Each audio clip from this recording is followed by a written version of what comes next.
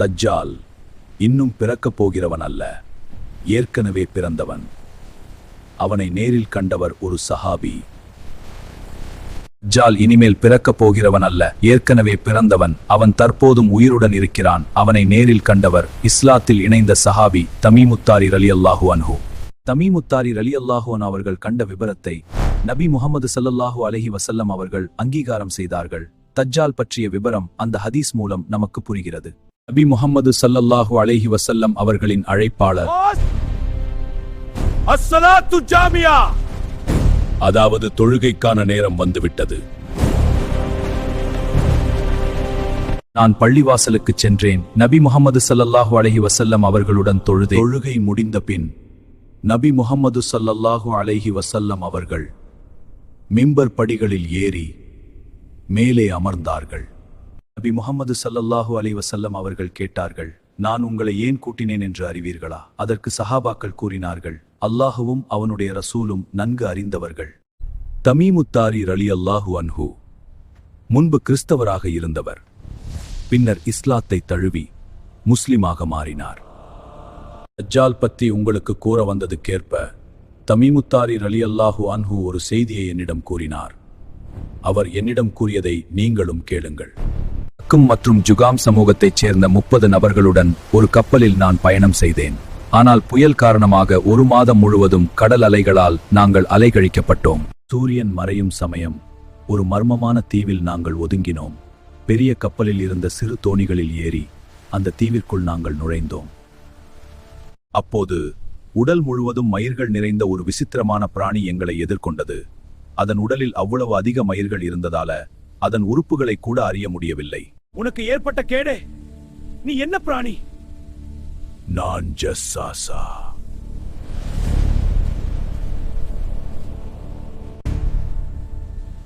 நீங்கள் இதோ இந்த மடத்தில் உள்ள மனிதனிடம் செல்லுங்கள்.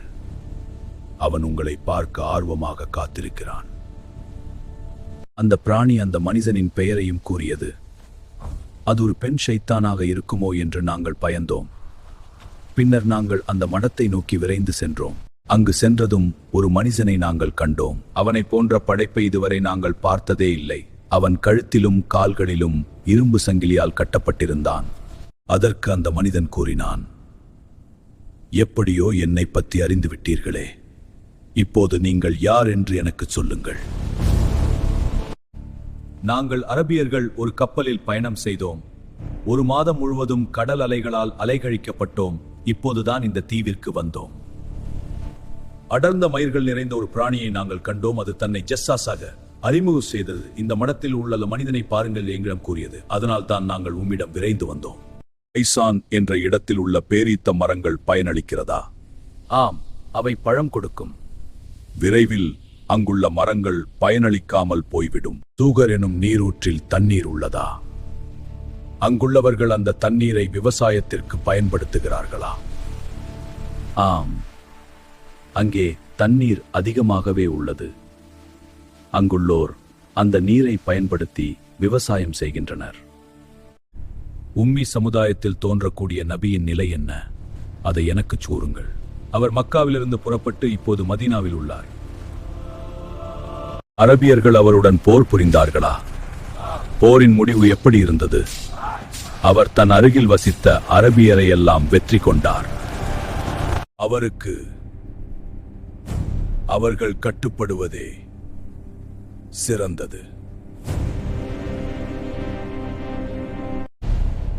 நான் இப்போது என்னை பற்றி கூறுகிறேன்.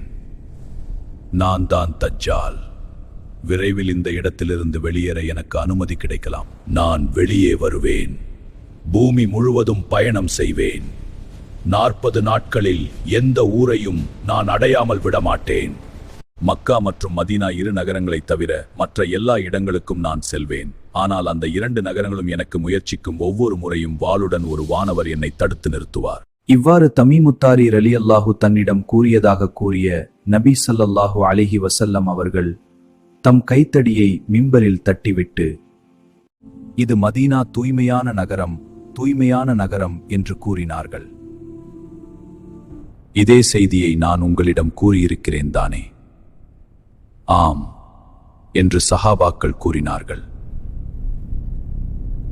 அறிந்து கொள்க, நிச்சயம் அவன் சிரியா நாட்டின் கடல் பகுதியில் உள்ளான் அல்லது யமன் நாட்டின் கடல் பகுதியில் உள்ளான். இல்லை இல்லை, அவன் கிழக்கு திசையில் இருக்கிறான். இதை 3 முறை கூறினார்கள்.